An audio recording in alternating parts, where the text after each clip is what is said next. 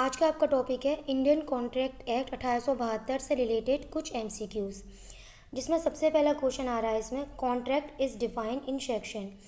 जो मेरा पहला क्वेश्चन है आज का, उसमें हमने आपसे यह पूछा है कि कॉन्ट्रैक्ट को कौन से सेक्शन में डिफाइन किया गया है। इंडियन कॉन्ट्रैक्ट एक्ट 1872 में कहाँ पर कॉन्ट्रैक्ट को डिफाइन करा गया है। हम सभी इसका आंसर बहुत अच्छी तरह से जानते हैं कि कॉन्ट्रैक्ट एक्ट के सेक्शन 2 सबसेक्शन एच में इसको कॉन्ट्रैक्ट को डिफाइन करा गया है।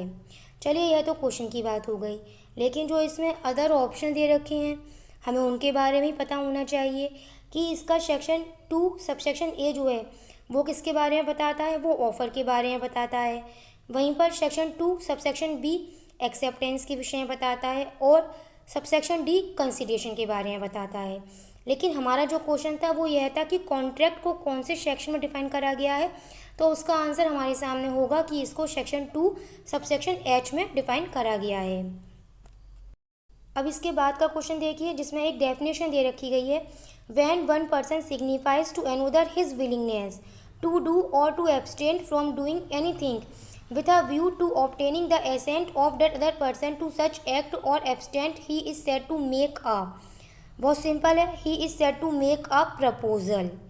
अब इसको कहाँ पर डिफाइन करा गया है, इसको सेक्शन 2 सबसेक्शन ए में डिफाइन करा गया है। मैं आपको इनके सेक्शन भी इसलिए बता रही हूँ क्योंकि कई बार ज़्यादातर ऑप्शन में सेक्शन भी पूछे जा सकते हैं, इसलिए जब भी हम किसी डेफिनेशन को याद करते हैं तो हमें उससे रिलेटेड सेक्शन भी पता होना बहुत ज़रूरी होता है। अब आपका इसमें थर्ड क्वेश्चन आता है, फ्री कंसेंट इज़ डिफाइंड, जिसमें पूछा गया है कि फ्री कंसेंट को कौन से सेक्शन में डिफाइन करा गया है। तो जिसके ऑप्शन देखते हैं सबसे पहले हम कि इसमें ऑप्शन में दे रखा है सेक्शन 10 में डिफाइन करा गया है क्या फ्री कंसेंट को, नहीं। तो फिर सेक्शन 10 में क्या है, सेक्शन 10 में वो एसेंशियल्स बता रखे गए होते हैं जिनके तहत कोई भी एग्रीमेंट एक वैलिड कॉन्ट्रैक्ट में चेंज होता है, ठीक है। वहीं पर सेक्शन 15 है, उसमें क्या बताया गया है, उसमें कोवर्जन को डिफाइन करा गया है। 16 में अनडू इन्फ्लुएंस है। आपका सही आंसर होगा कि फ्री कंसेंट को सेक्शन 14 में डिफाइन किया गया है। इसके बाद का नेक्स्ट क्वेश्चन आता है, मैंने जिसमें एक केस का नाम दिया है आपको, केस है मोहरी बीबी धर्मोदास, जिसमें मैंने आपसे यह पूछा है कि यह जो केस है मोहरी बीबी धर्मोदास का केस, यह कौन से पॉइंट का एक लीडिंग केस माना जाता है। हम सभी को पता है कि मोहरी बीबी धर्मोदास जो है वो माइनर एग्रीमेंट का एक लीडिंग केस माना जाता है। इसके बाद क्वेश्चन नंबर 5 आता है, जिसमें हमने पूछा है कि मिस रिप्रेजेंटेशन को एक्ट में कहाँ पर डिफाइन करा गया है।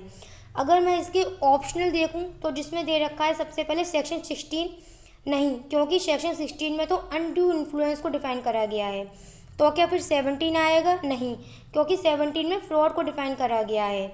तो क्या 20 आएगा, नहीं, क्योंकि 20 में मिस्टेक बताया गया है जो कि मैटर ऑफ फैक्ट की मिस्टेक को बताता है। हमारा इसका सही आंसर होगा सेक्शन 18, जिसमें मिस रिप्रेजेंटेशन को डिफाइन किया गया है। आपका इसके बाद में क्वेश्चन आता है, when the person to whom the proposal is made, जब वह व्यक्ति जिसके लिए प्रपोजल बनाया गया है उस प्रपोजल को एक्सेप्ट कर लेता है, उस प्रपोजल पर अपनी एसेंट स्वीकृति दे देता है, तब ऐसा प्रपोजल जब वो एक्सेप्ट हो जाता है तो उसे क्या कहते हैं। हम उस प्रपोजल को a proposal when accepted becomes, वो क्या बन जाता है, वो प्रॉमिस बन जाता है। हमें इस बात के बारे में कहाँ बताया गया है, आप इसमें सेक्शन 2 सबसेक्शन बी की जो डेफिनेशन उसे देखिए, उसमें यही बताया गया है। अगला question number 7, every promise and every set of promise forming the consideration for each other is, इसका सही आंसर होगा एन एग्रीमेंट। इसे कहाँ डिफाइन करा गया है, एक और नया क्वेश्चन बन गया, इसको सेक्शन 2 सबसेक्शन ई में डिफाइन किया गया है। अगला क्वेश्चन आता है क्वेश्चन नंबर 8, जिसमें पूछा गया है undue influence has been defined, जिसमें पूछा गया है कि अनड्यू इन्फ्लुएंस कहाँ पर डिफाइन करा गया है। तो अभी हम इससे पहले भी जान चुके थे कि सेक्शन 14 में फ्री कंसेंट आता है, 15 में कोर्सन आता है, 16 में अनड्यू इन्फ्लुएंस आ गया और 17 में मिस रिप्रेजेंटेशन आता है, 17 में फ्रॉड आता है, क्योंकि मिस रिप्रेजेंटेशन तो 18 में आता है। यहाँ पर आपका एक क्वेश्चन कंप्लीट हो जाता है कि अनड्यू इन्फ्लुएंस कहाँ पर डिफाइन करा गया था, इसको सेक्शन 16 में डिफाइन करा गया था। अब इसके बाद आपका नेक्स्ट क्वेश्चन आता है, A propose by letter to sell a house to B at a certain price, the communication of proposal is complete when. बहुत सिंपल क्वेश्चन है, ए ने बी को एक लेटर भेजा जिसमें वो एक सर्टेन प्राइस पर अपना हाउस बी को सेल करना चाहता है। यहाँ पर ए ने एक ऑफर बनाया है बी के लिए।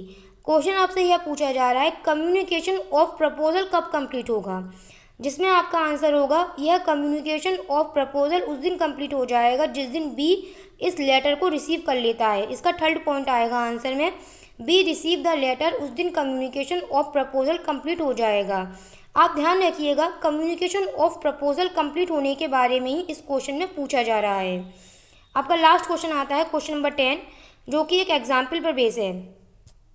ध्यान समझिएगा, A intending to deceive B falsely represent that 500 maunds of indigo are made annually a factory thereby induce B to buy the factory, the contract is। बहुत सिंपल उन्होंने पूछा है कि अगर ए है वो झूठ बोलता है, फॉल्सली रिप्रेजेंट करता है बी के सामने कि उसकी फैक्ट्री में 500 मन इंडिको हर साल बनता है, वो ये वाली बात झूठ बोल रहा है और वो ऐसा इसलिए कर रहा है ताकि बी से उस फैक्ट्री को खरीदवाया जा सके। यहाँ पर जो कॉन्ट्रैक्ट होगा उसका रिजल्ट क्या होगा, वो कॉन्ट्रैक्ट वॉइडेबल माना जाएगा।